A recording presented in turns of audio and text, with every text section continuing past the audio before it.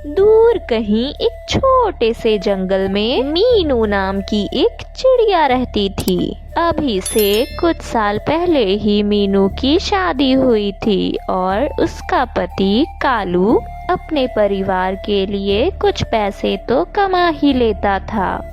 पर देखो जी, अब हमारे बच्चे बड़े हो रहे हैं, कुछ दिनों बाद वो स्कूल को जाने लगेंगे। इतने पैसे में तो उनकी पढ़ाई पूरी करवाना बहुत मुश्किल होगा। हमें इस बारे में सोचना चाहिए।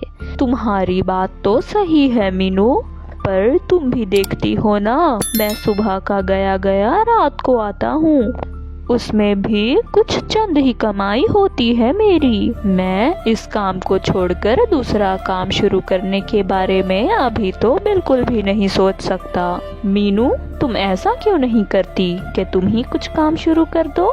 अगर हम दोनों मिलकर कमाएंगे तो हम अपने बच्चे की पढ़ाई बहुत अच्छे से करवा सकेंगे। बात तो आप सही कह रहे हो जी। मैं क्या कर सकती हूँ, मुझे तो कुछ आता भी नहीं है सिवाय थोड़ा सा खाना बनाना और हल्की फुल्की सिलाई। मीनू, तुम चिंता बिल्कुल मत करो, तुम सिलाई करती हो ना, ठीक है, मेरे पास एक बहुत अच्छा आइडिया है। कालू ने जो सोचा था वो मीनू को बता देता है। मीनू भी उसकी बात से सहमत हो जाती है। अगले दिन कालू मिट्ठू तोते के पास जाता है। अरे मिट्ठू भाई, मुझे आपसे कुछ काम था। अरे क्या हुआ कालू, बोलो तो, क्या काम था, कैसे आना हुआ? वो मिट्ठू भाई, आपके पास वो पुरानी सिलाई मशीन रखी है ना? हाँ हाँ, वही पुरानी वाली। क्या आप मुझे वो उधार दे सकते हैं? अरे कालू, उधार की क्या बात है, उस सिलाई मशीन को इस्तेमाल ही कौन करता है। तुम ऐसा करो, सिलाई मशीन ले जाओ और जब तुम्हारा मर्जी करे उसे लौटा देना। नहीं भी लौटाओगे तो हमें कोई मसला नहीं है। कालू मिट्ठू के पास से सिलाई मशीन लेकर चला जाता है। जाकर कालू मीनू को वो सिलाई मशीन दे देता है।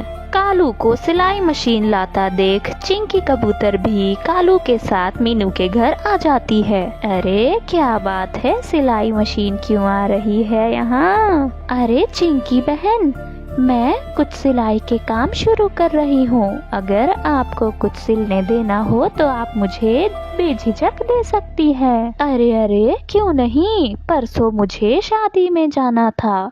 मैं तो वैसे ही सोच रही थी मैं किस टेलर को अपने कपड़े सिलने को दूं। इससे अच्छी मेरे लिए और कौन सी बात होगी कि मेरी अपनी सहेली ही मेरे लिए मेरा कपड़ा सिल दे। मैं अभी अपने घर जाकर तुम्हें खूब सारे कपड़े लाकर देती हूँ। चिंकी कबूतर अपने घर से खूब सारे कपड़े लाकर मीनू को देती है।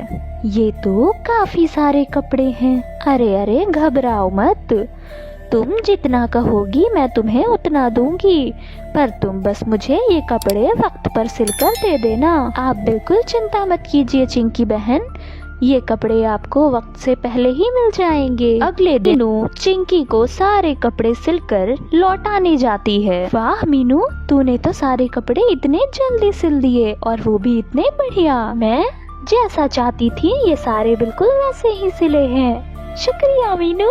चिंकी कबूतर मीनू से खुश होकर उसे पैसे तो देती ही है और साथ ही साथ खूब सारे बिना सिले हुए कपड़े भी देती है। मीनू कपड़े लेके जब घर जाती है तो कालू कहता है, अरे मीनू, इतने सारे कपड़े ये तुम्हें किसने सिलने को दिया है? नहीं जी, ये मुझे किसी ने सिलने नहीं दिया, मुझे तो चिंकी बहन ने खुश होकर ये सारे कपड़े दिए हैं। मीनू, मैं तुम्हें एक सुझाव बता रहा हूँ, तुम एक काम करो, तुम इन कपड़ों की साड़ियाँ बना लो और उन्हें मार्केट में बेच आओ। तुम तो बहुत अच्छी सिलाई करती हो, मुझे तुम पर पूरा यकीन है, तुम बहुत अच्छी साड़ियाँ सिलोगी। मीनू को कालू की बात अच्छी लग रही थी। वो उसे सुनकर कुछ सोच विचार करती है और फिर अपना काम शुरू कर देती है। मीनू खूब सारी साड़ियाँ सिलती है और उसे बाजार में बेचती है।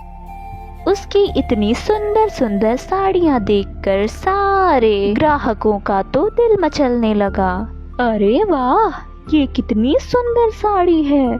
ऐसी साड़ी तो मैंने जिंदगी में नहीं देखी।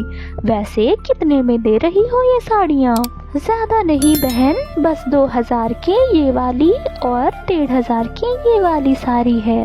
अरे ये तो बहुत सस्ती है।